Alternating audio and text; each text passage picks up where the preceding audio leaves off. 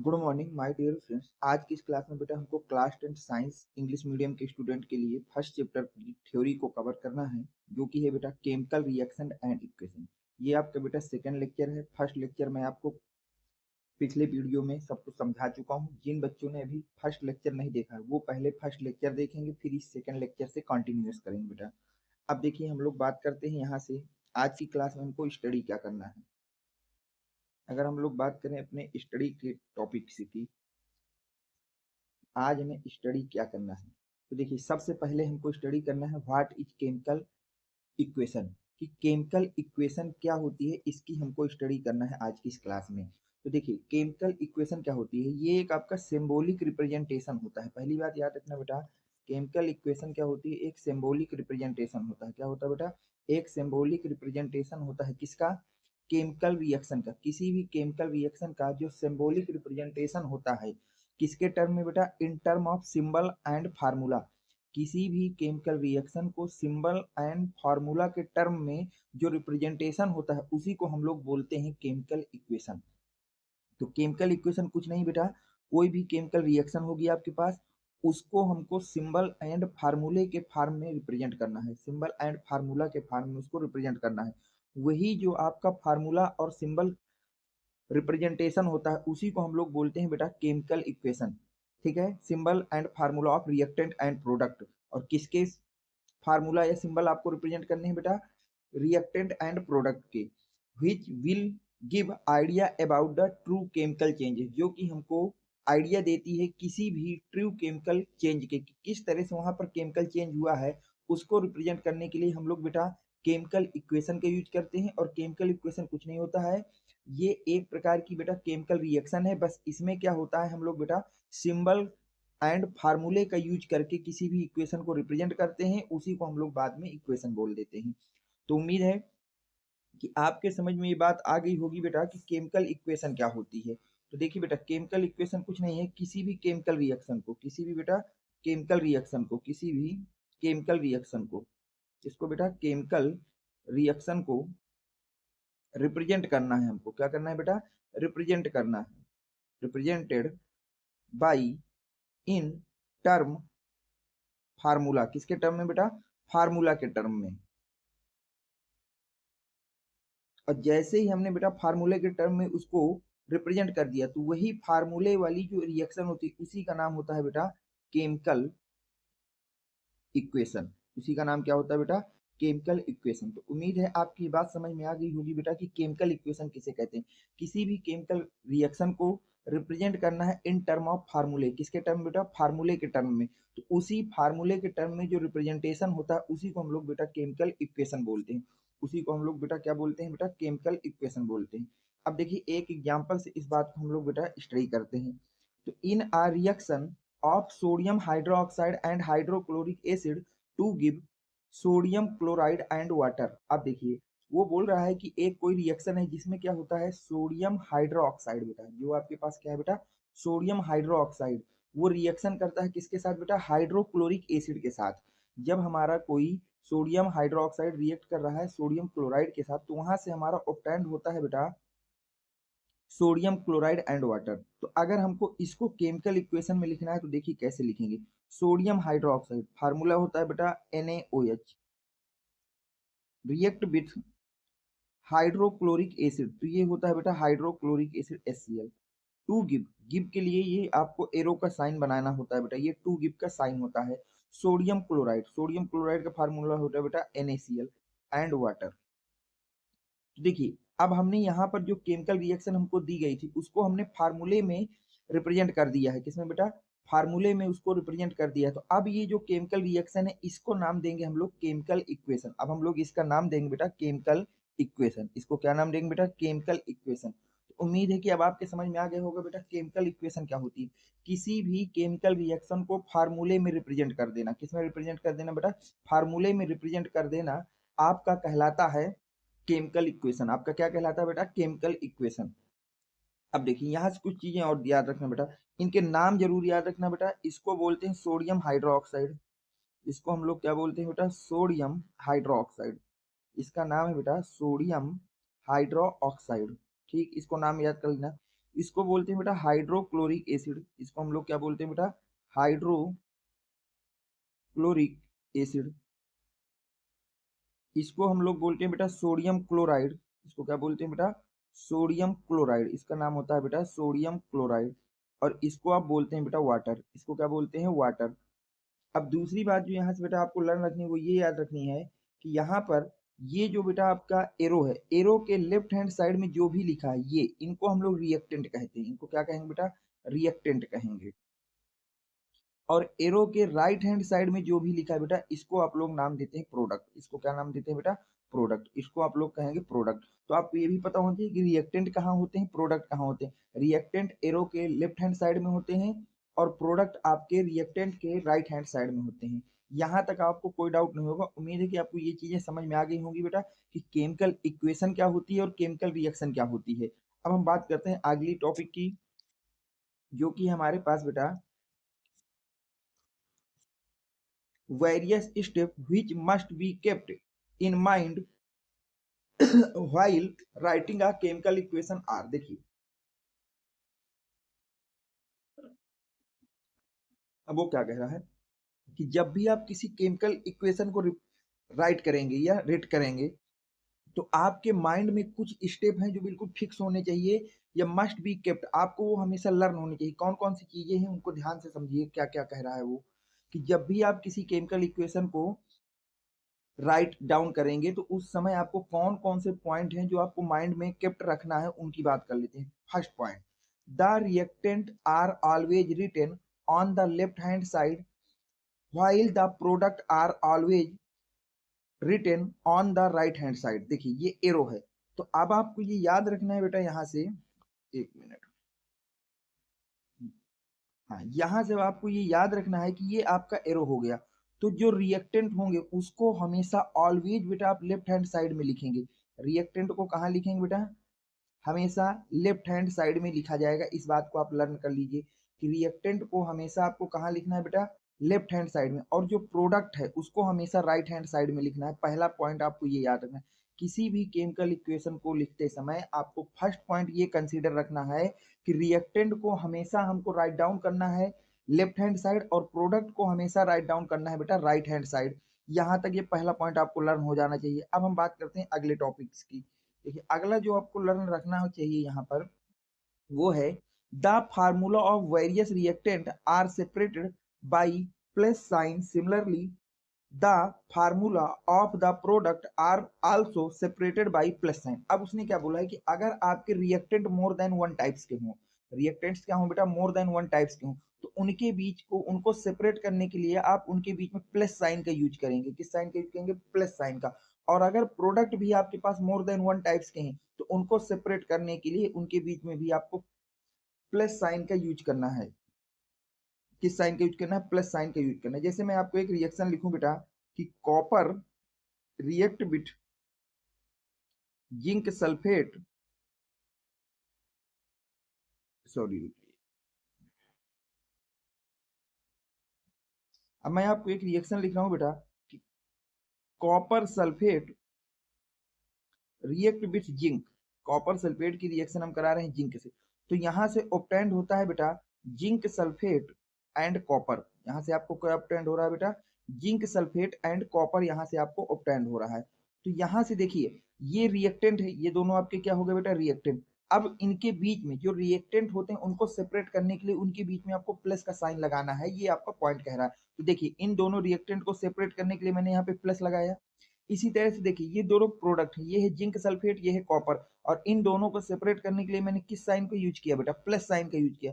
तो इस पॉइंट में यही कहा गया है कि जब भी आप किसी केमिकल इक्वेशन को राइट करेंगे तो उस समय आपको ये लर्न रखना है कि अगर रिएक्टेंट या प्रोडक्ट मोर देन वन टाइप्स के हैं तो उनको प्लस साइन से सेपरेट करके लिखते हैं। अब इनके नाम याद रखना बेटा, इसको बोलते हैं कॉपर सल्फेट। क्या बोलते हैं बेटा? Copper sulphate. इसको बोलते हैं बेटा जिंक, इसका नाम होता है बेटा जिंक सल्फेट, और इसको बोलते हैं बेटा कॉपर। ठीक है, अब देखिए दो पॉइंट ये हो गए। अब देखिए थर्ड पॉइंट क्या कह रहा है उसकी बात कर ले रहे हैं। थर्ड पॉइंट कह रहा है an arrow sign is put between the reactant and product. और जब भी आप किसी केमिकल इक्वेशन को राइट डाउन करेंगे तो याद रखना है कि उनमें रिएक्टेंट एंड प्रोडक्ट के बिटवीन, किसके बीच बेटा, रिएक्टेंट एंड प्रोडक्ट के बिटवीन आपको एरो लगा देना है। क्या लगा देना है बेटा, एरो लगा देना है। इस बात को भी आपको लर्न रखना है कि जब आप किसी भी केमिकल इक्वेशन को लिखेंगे तो रिएक्टेंट और प्रोडक्ट के बीच में आपको एरो का साइन लगा देना है। किसका साइन लगा देना है बेटा, एरो का साइन आपको लगा देना है। ठीक, अब देखिए अगला पॉइंट क्या कह रहा है उसकी बात करते हैं हम लोग। अगला पॉइंट कह रहा है बेटा, the direction of arrow head is from reactant towards product. अब देखिए जो आप साइन लगाएंगे एरो का साइन लगाएंगे, उसमें याद रखना है कि जो हेड होना चाहिए वो रिएक्टेंट टू प्रोडक्ट, रिएक्टेंट से प्रोडक्ट की तरफ आपको उसका एरो बनाना है। जब भी आप किसी केमिकल रिएक्शन को राइट डाउन करेंगे तो उसमें जो एरो लगेगा उस एरो का हेड जो है बेटा, उस एरो का जो क्या है हेड, वो हमेशा रिएक्टेंट से प्रोडक्ट की साइड होना चाहिए। रिएक्टेंट से कहाँ की तरफ होना चाहिए बेटा, प्रोडक्ट के साइड में आपको होना चाहिए। ये हो गया, यहाँ तक नोट करिए। अब देखिए अगला पॉइंट, ये हो गए हमारे कुछ इंपॉर्टेंट पॉइंट जिनकी हमने बात कर ली। अब देखिए अगले पॉइंट क्या है हमारा, कह रहा है तो जो पॉइंट मैंने आपको बताया कि किसी भी केमिकल रिएक्शन को राइट डाउन करते समय हमें कौन कौन से पॉइंट याद रखना है। सबसे पहला पॉइंट ये है कि किसी भी रिएक्ट इक्वेशन को लिखते समय, किसी भी इक्वेशन को लिखते समय आपको ये लर्न रखना है कि जो हमारा रिएक्टेंट होगा वो लेफ्ट हैंड साइड में होगा और जो प्रोडक्ट होगा वो राइट हैंड साइड में होगा। पहला पॉइंट, अगर मोर देन वन टाइप्स के रिएक्टेंट है तो उनके बीच में प्लस साइन लगाएंगे, मोर देन वन टाइप्स के प्रोडक्ट है तो उनको आप प्लस साइन से सेपरेट करेंगे। रिएक्टेंट और प्रोडक्ट के बीच में एक एरो बनाना है और एरो की डायरेक्शन हमेशा कैसी होगी बेटा, रिएक्टेंट टू प्रोडक्ट होगी, रिएक्टेंट से प्रोडक्ट की तरफ को होगी। इतने पॉइंट आपको यहाँ तक लर्न रखना है।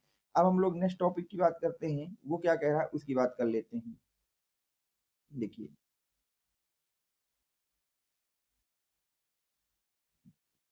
अब अगला पॉइंट क्या कह रहा है, making a chemical equation more informative.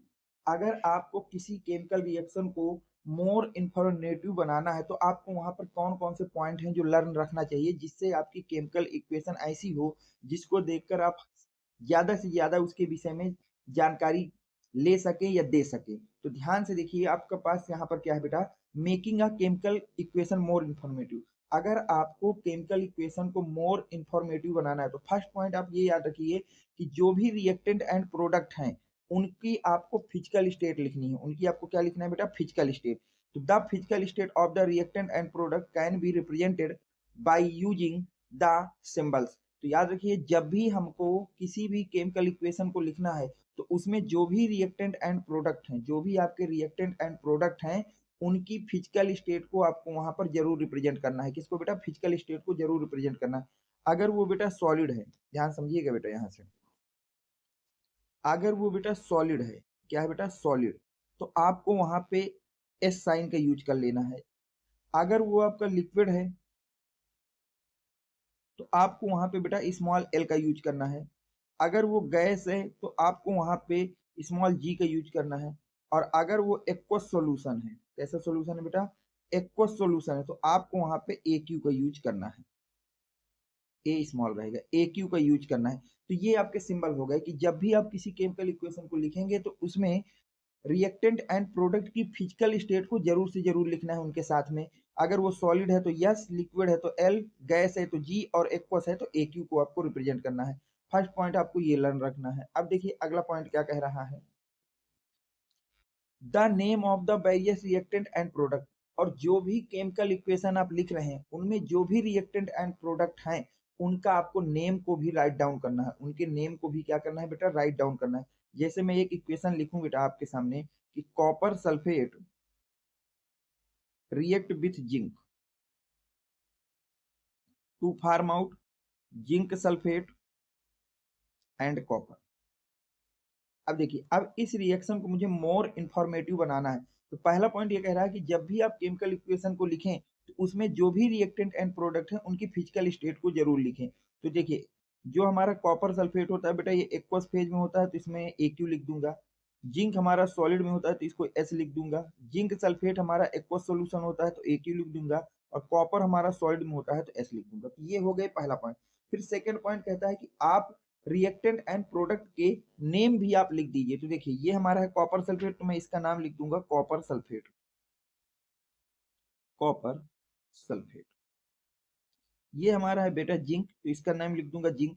इसको कहते हैं जिंक सल्फेट, तो यहाँ पे लिख दूंगा बेटा जिंक सल्फेट। और इसको कहते हैं कॉपर।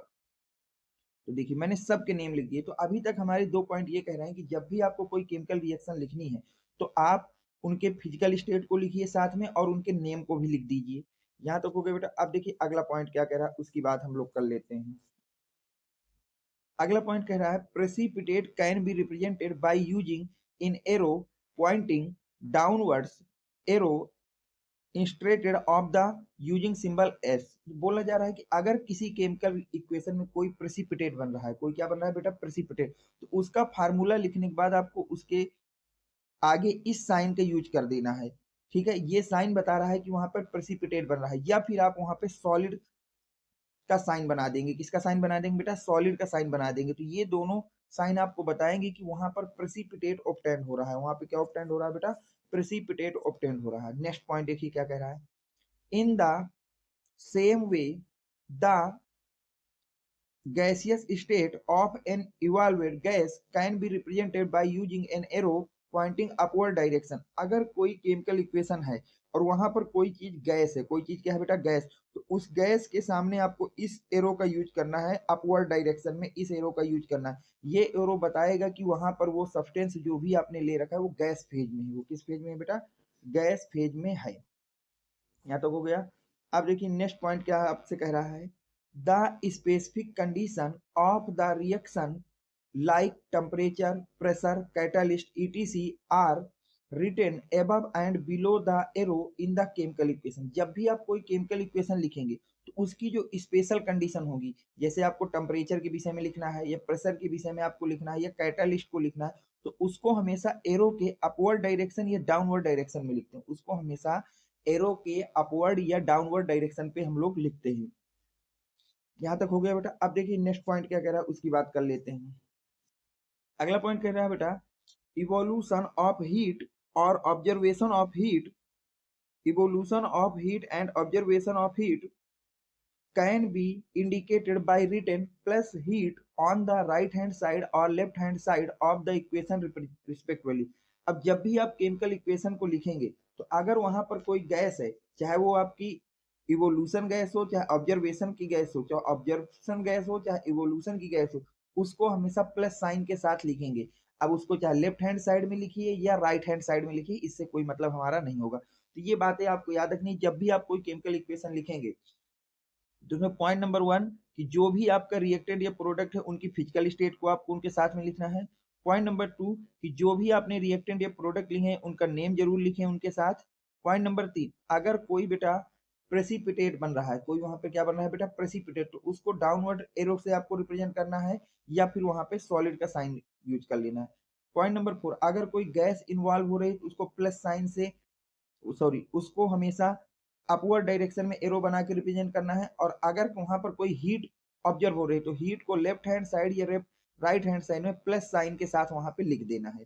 ये 6 पॉइंट आपको लर्न रखना है किसी भी केमिकल इक्वेशन को राइट डाउन करने के लिए। किसी भी केमिकल इक्वेशन को अगर अच्छी तरह से आपको रिप्रेजेंट करना है तो इतने पॉइंटों को माइंड में कंसीडर करते हुए आप रिएक्शन को लिखेंगे। अब देखिए अगला टॉपिक क्या कह रहा है, उसकी बात कर ले रहे हैं। Information convert by a chemical equation. अब हम देखिए किसी भी केमिकल इक्वेशन को देख करके कौन कौन सी इंफॉर्मेशन हम लोग वहां से देख सकते हैं। तो पहली चीज, अगर आपको कोई केमिकल इक्वेशन लिखी गई है तो वहां पर the name of various reactant and product, आप हम लोग ये बता सकते हैं कि वहां पर जो रिएक्टेंट है उनका नाम क्या है और जो प्रोडक्ट है उसका नाम क्या है। किसी भी केमिकल इक्वेशन को देखकर हम इस बात को बता सकते हैं कि उस रिएक्शन में रिएक्टेंट कौन है और प्रोडक्ट कौन है। पहला तो ये हो गया। अब देखिए दूसरी बात यहाँ पे क्या है, the formula of reactant and product. और दूसरी बात यह है कि जब भी हम किसी केमिकल इक्वेशन को देखेंगे तो हम ये बता सकते हैं कि रिएक्टेंट का फार्मूला क्या है और प्रोडक्ट का फार्मूला क्या है। रिएक्टेंट एंड प्रोडक्ट के नेम बता सकते हैं, रिएक्टेंट एंड प्रोडक्ट के फार्मूले को हम लोग बता सकते हैं। पॉइंट नंबर 3 कह रहा है relative amount in mole of the reactant and product. और हम किसी भी केमिकल इक्वेशन को देखकर ये बता सकते हैं कि उसमें हमने रिएक्टेंट और प्रोडक्ट का कितना अमाउंट यूज किया है। और अमाउंट हम यूज करते हैं बेटा इन टर्म ऑफ मोल। किसके टर्म में यूज करते हैं बेटा, मोल के टर्म में। ये आपका क्लास 11 का टॉपिक है, तो अभी आपके समझ में नहीं आएगा। बस इतना आपको लर्न बस रखना है कि किसी भी रिएक्शन में रिएक्टेंट या प्रोडक्ट का जो अमाउंट होता है उसको किसके थ्रू बताते हैं बेटा, मोल के थ्रू बताते हैं कि कितना मोल रिएक्टेंट है और कितना मोल वहां पर प्रोडक्ट है। ठीक, अब यहाँ पर अगला पॉइंट देखिए क्या कह रहा है आपका, the physical state of reactant and product. अगली बात यह है कि अगर आपको कोई केमिकल इक्वेशन लिख के दी जा रही है तो आप वहां से ये बता सकते हैं कि उस केमिकल इक्वेशन की में रिएक्टेंट एंड प्रोडक्ट की फिजिकल स्टेट क्या है। किसी भी केमिकल इक्वेशन को देखकर आप इस बात को बता सकते हैं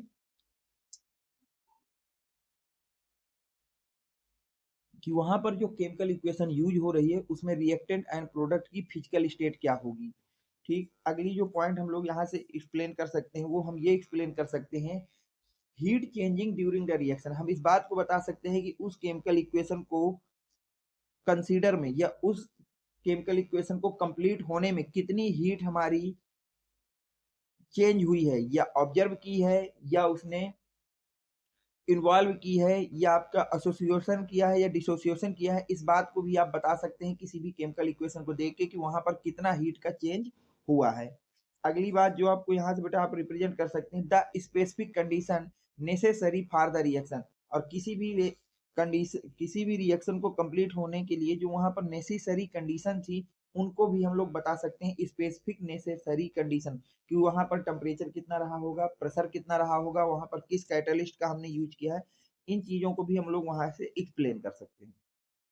अब देखिए अगला टॉपिक ये कह रहा है बेटा कि आप कैरेक्टरिस्टिक्स ऑफ केमिकल रिएक्शन, किसी भी केमिकल रिएक्शंस की कौन कौन सी कैरेक्टरिस्टिक्स होती है, यानी कि हम कब कहते हैं कि वहां पर केमिकल रिएक्शन हो रही है या नहीं हो रही है। These are the following changes to observe that the chemical reaction high takes place. अब देखिए नीचे मैंने जो भी आपके कुछ चेंज लिखे, अगर इनमें से कोई चेंज हो रहा है तो हम वहां पर कहते हैं कि केमिकल इक्वेशन हो रही, केमिकल रिएक्शन हो रही है। अगर इनमें से कोई चेंज ऑब्जर्व नहीं हो रहा तो इसका मतलब वहां पे केमिकल रिएक्शन नहीं हो रही।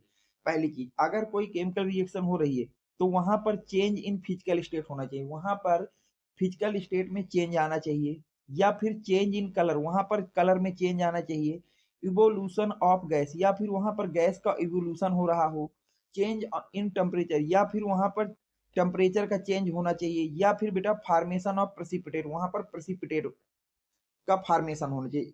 तो अगर इनमें से कोई चेंज हो रहा है तो हम ये कहते हैं कि वहां पर केमिकल रिएक्शन हो रही है,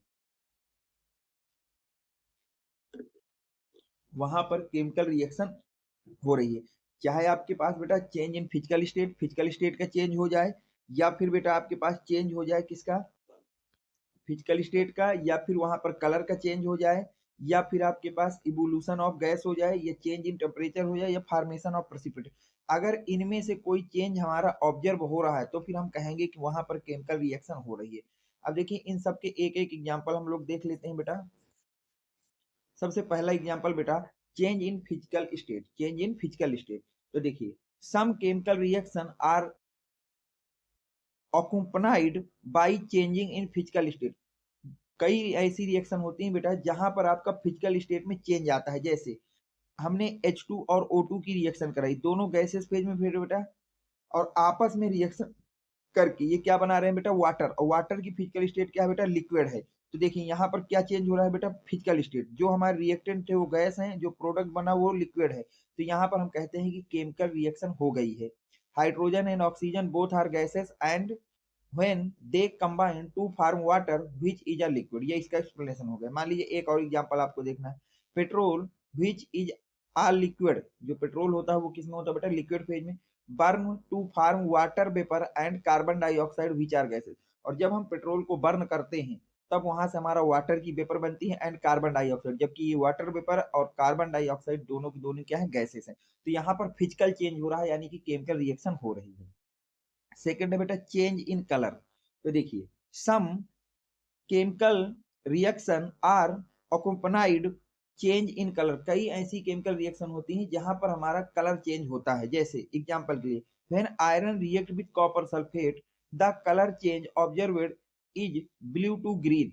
जब हम लोग बेटा आयरन की रिएक्शन कराते हैं कॉपर सल्फेट के साथ, किसके साथ बेटा, कॉपर सल्फेट के साथ, तो वहां पर जो हमारा कॉपर सल्फेट का विलयन होता है बेटा, ये ब्लू कलर का होता है। ये किस कलर का होता है बेटा? ब्लू कलर का होता है। ये कैसा होता है बेटा? ब्लू कलर का। और जैसे ही हम लोग इसमें हम डालते हैं आयरन को, किसको डालते हैं बेटा? आयरन को। तो याद रखना बेटा, तो वहां से कलर क्या हो जाता है? ग्रीन हो जाता है। तो कॉपर सल्फेट का कलर होता है ब्लू। कैसा होता है बेटा? ब्लू। और जब इसमें आप आयरन डालते हैं तो यहाँ से बनता है फेरस सल्फेट, जिसका कलर होता है बेटा ग्रीन। फेरस सल्फेट का कलर क्या होता है बेटा? ग्रीन। इस बात को लर्न रखना है।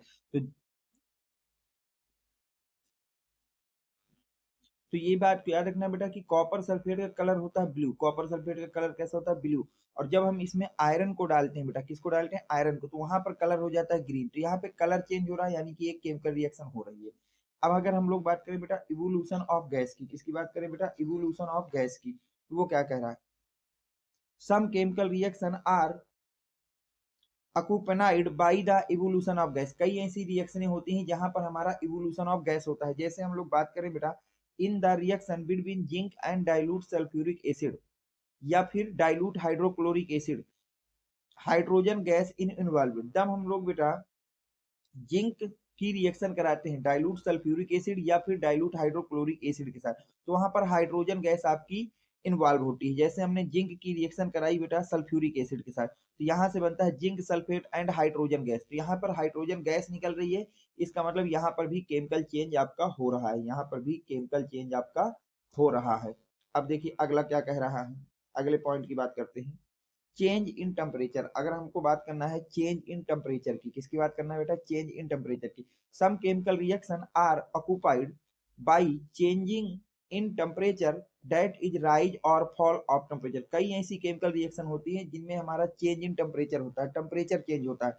कुछ में टेम्परेचर राइज हो जाता है और कुछ में टेम्परेचर फॉल्स हो जाता है।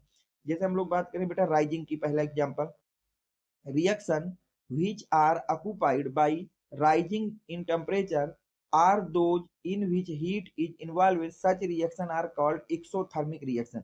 तो पहली बात याद रखना है कि अगर किसी केमिकल रिएक्शन में टेम्परेचर इंक्रीज कर रहा है, टेम्परेचर क्या हो रहा है बेटा? इंक्रीज कर रहा है, तो उस रिएक्शन का नाम होगा बेटा एक्सोथर्मिक रिएक्शन। उस रिएक्शन का नाम आपको याद रखना है कि उसको हम लोग क्या कहते हैं बेटा? एक्सोथर्मिक रिएक्शन कहते हैं। उसको हम लोग क्या कहते हैं बेटा? एक्सोथर्मिक रिएक्शन कहते हैं। तो इसको लर्न रखना है। अब एग्जाम्पल की बात करते हैं। When zinc piece react with sulphuric acid. जब हम लोग बेटा जिंक के पीस को किसमें कराते हैं बेटा? मिक्स करते हैं सल्फ्यूरिक एसिड में। इन अ बीकर और फ्लास्क, चाहे उसको बीकर में कर दीजिए या फिर मिक्स फ्लास्क में कर दीजिए। तो जब हम लोग सल्फ्यूरिक एसिड में जिंक के पीस रिएक्ट मिक्स करते हैं, it is found to warm. This can be seen by touching the beaker और द फ्लास्क। तो देखिए जब हम लोग जिंक के बेटा पीस को सल्फ्यूरिक एसिड में डिजोल्व कराते हैं, तो वहां से बनता है जिंक सल्फेट। और जो हमारा बीकर या फ्लास्क होता है, जब हम उसको टच करते हैं तो हमको वहां से हॉट बीकर नजर आता है। वो जो बीकर है बेटा, वो हमको ऐसा लगता है जैसे वो गर्म हो गया हो, गर्म सा लगता है, हॉट लगता है। तो यहाँ से पता चल गया कि यहाँ पर जो है हीट इन्वॉल्व हो रही है। अगला देखिए क्या कह रहा है, एक और example. When water is added into quick lime take in the beaker, select lime is formed and the beaker is found to be quite hot। देखिए जब हम लोग बेटा क्विक लाइम में वाटर को डिजोल्व कर, क्विक लाइम में क्या मिक्स करते हैं बेटा? वाटर। तो वहां से बनता है सिलेक्ट लाइम। वहां से क्या बनता है बेटा? Slaked lime. और जो हमारा बीकर होता है वो क्विट हॉट हो जाता है, बहुत ज्यादा गर्म हो जाता है। तो यहाँ से पता चल रहा है कि ये एक एक्सोथर्मिक रिएक्शन है। अब हम बात करते हैं सेकंड केस की। अगर हमारा टेम्परेचर फॉल हुआ तब क्या होगा? ठीक है, ये दोनों हो गए। अब हम बात करते हैं बेटा फार्मेशन ऑफ प्रेसिपिटेट की, कि प्रेसिपिटेट फार्मेशन में क्या होगा। तो देखिए प्रेसिपिटेट इज, अब देखिए बेटा अगला पॉइंट हमको देखना है बेटा फार्मेशन ऑफ प्रेसिपिटेट, कि फार्मेशन ऑफ प्रेसिपिटेट कैसे होता है, इसकी बात हम लोग कर लेते हैं। तो देखिए ध्यान से, precipitate is the solid substance formed on mixing two solutions. तो याद रखना बेटा प्रेसिपिटेट क्या होता है? एक सॉलिड सब्सटेंस होता है। एक क्या होता है बेटा? सॉलिड सब्सटेंस होता है। प्रेसिपिटेट क्या होता है बेटा? एक सॉलिड सब्सटेंस होता है। जो प्रेसिपिटेट होता है ये हमारा एक सॉलिड सब्सटेंस होता है। ये क्या होता है बेटा? एक सॉलिड सब्सटेंसेस होता है। कैसा सब्सटेंस होता है बेटा? सॉलिड सब्सटेंस होता है। एक मिनट, जो हमारे पास बेटा प्रेसिपिटेट होता है ये क्या होता है? सॉलिड सब्सटेंस होता है। ये कब ऑब्टेन्ड होता है? Format the mixing of two solution. जब हम लोग बेटा टू सॉल्यूशन को मिक्स करते हैं तो वहां से हमारा सॉलिड सब्सटेंस बनता है। अब इससे एग्जांपल देख लेते हैं। in the reaction between lead nitrate and potassium iodide solution, a yellow precipitate of lead iodide appears.